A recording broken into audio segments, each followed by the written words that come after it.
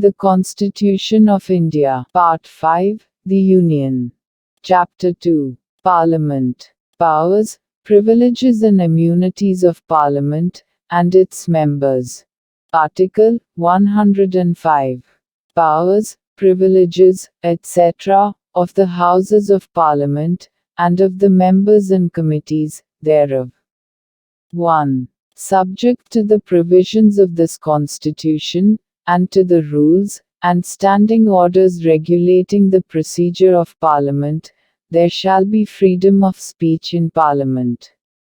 2. No member of Parliament shall be liable to any proceedings in any court, in respect of anything said, or any vote given by him in Parliament, or any committee thereof, and no person shall be so liable in respect of the publication, by or under, the authority of either House of Parliament of any report, paper, votes, or proceedings.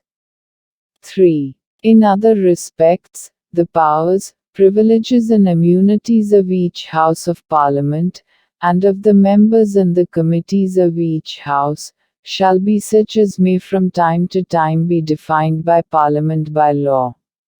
And, until so defined, shall be those of that House and, of its members, and committees, immediately before the coming into force of Section 15 of the Constitution, 44th Amendment, Act, 1978.